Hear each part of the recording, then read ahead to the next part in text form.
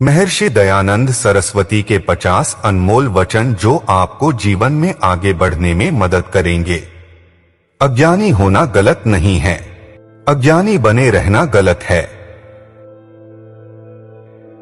मनुष्य को दिया गया सबसे बड़ा संगीत उसकी आवाज है। मानव जीवन में लोगों के दुखों का मूल कारण तृष्णा और लालसा होती है। कोई भी मूल्य तब मूल्यवान है जब उस मूल्य का मूल्य किसी के लिए मूल्यवान हो। पूरी तरह से अंधविश्वासी होने के बजाय वर्तमान जीवन में कर्म अधिक महत्वपूर्ण हैं। दुनिया को आप अपना सर्वश्रेष्ठ दीजिए, आपके पास भी सर्वश्रेष्ठ ही लौट कर आएगा।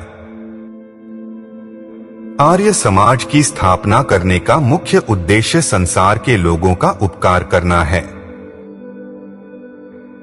लोग कहते हैं कि वे समझते हैं कि मैं क्या कहता हूं और मैं सरल हूं। मैं सरल नहीं हूं, मैं स्पष्ट हूं। सेवा का उच्चतम रूप एक ऐसे व्यक्ति की मदद करना है जो बदले में धन्यवाद देने में असमर्थ है। मनुष्य की विद्या उसका अस्त्र, धर्म उसका रथ, सत्य उसका सारथी और भक्ति रथ के घोड़ा होते हैं। गीत व्यक्ति के मर्म का आह्वान करने में मदद करता है और बिना गीत के मर्म को छूना मुश्किल है। वेद सभी सत्य विधाओं की किताब है। वेदों को पढ़ना पढ़ाना, सुनना सुनाना सभी आर्यों का परम धर्म है। लालच वह अवगुण होता है जो प्रत्येक दिन बढ़ता ही जाता है जब तक इंसान का पतन नहीं हो जाता है। अहंकार इंसान की वह स्थिति है जिसमें वह अपने मूल कर्तव्यों को भूलकर विनाश की ओर चला जाता है। सबसे श्रेष्ठ किस्म की सेवा ऐसे व्यक्ति की मदद करना है जो बदले में आपको धन्यवाद कहने में भी असमर्थ हो। एक इंसान को अपने नश्वर शरीर के बजाय ईश्वर से प्रेम करना चाहिए और सत्य और धर्म से प्यार करना चाहिए।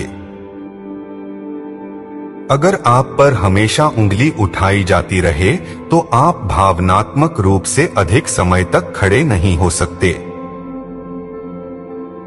लोगों को कभी भी चित्रों की पूजा नहीं करनी चाहिए। मानसिक अंधकार का प्रसार मूर्ति पूजा के प्रचलन के कारण है। हमें पता होना चाहिए कि भाग्य भी कमाया जाता है, थोपा नहीं जा सकता, और ऐसी कोई कृपा नहीं है जो कमाई ना जा सके। लोगों को कभी भी तस्वीरों की पूजा पाठ नहीं करनी चाहिए। मानसिक अंधकार का फैलाव मूर्ति पूजा के प्रचलन की वजह से है। मोक्ष पीड़ा सहने और जन्म मृत्यु की अधीनता से मुक्ति है और यह भगवान की अपारता में स्वतंत्रता और प्रसन्नता का जीवन है। जो व्यक्ति सबसे कम ग्रहण करता है और सबसे अधिक योगदान देता है वह परिपक्व है, क्योंकि देने में ही आत्मविकास निहित है।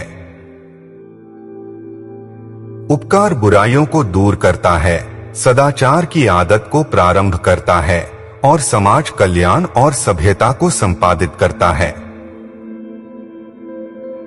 नुकसान से निपटने में सबसे जरूरी चीज है उससे मिलने वाली सीख को कभी ना भूलना। यही चीज आपको सही मायने में विजेता बनाएगी। ईश्वर का न तो रूप है और न ही रंग, वह दिव्य और अपार है। दुनिया में जो कुछ भी दिखाई दे रहा है वह उसकी महानता का वर्णन करता है। इंसान के आचरण की नींव संस्कार होती है। जितना गहरा इंसान का संस्कार होगा उतना ही मजबूत उसका कर्तव्य, धर्म, सत्य और न्याय होगा। किसी भी रूप में प्रार्थना प्रभावी है क्योंकि यह एक क्रिया है, इसलिए इसका परिणाम होगा। यह इस ब्रह्मांड का नियम है जिसमें हम खुद को पाते हैं। वो अच्छा और बुद्धिमान है जो हमेशा सच बोलता है, पुण्य के कामों पर काम करता है और दूसरों को अच्छा और खुश करने की कोशिश करता है। इंसान को किसी से भी ईर्ष्या नहीं करनी चाहिए, क्योंकि ईर्ष्या इंसान को अंदर ही अंदर जलाती रहती है और पथ से भटकाकर पथ को भ्रष्ट कर देती है। आप दूसरों को बदलना चाहते हैं ताकि आप आजाद हो सकें, लेकिन यह कभी उस तरह से काम नहीं करता है। दूसरों को स्वीकार करें और आप स्वतंत्र हैं। जो ताकतवर होकर कमजोर लोगों की मदद करता है वही वास्तविक मनुष्य कहलाता है। ताकत के अहंकार में कमजोर का शोषण करने वाला तो पशु की श्रेणी में आता है। किसी भी कार्य को करने से पहले सोचना अक्लमंदी होती है और काम को करते हुए सोचना सावधानी कहलाती है, लेकिन काम को करने के बाद सोचना मूर्खता कहलाती है।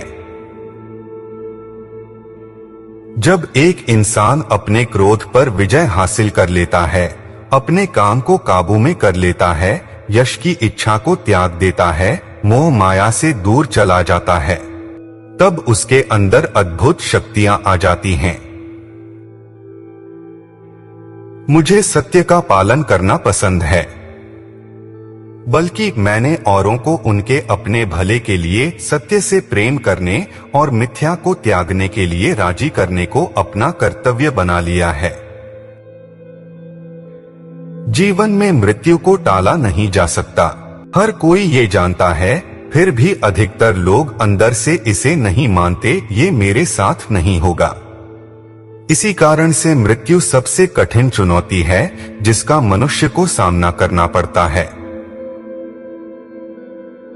ईश्वर पूर्ण रूप से पवित्र और बुद्धिमान है। उसकी प्रकृति, गुण और शक्तियां सभी पवित्र हैं।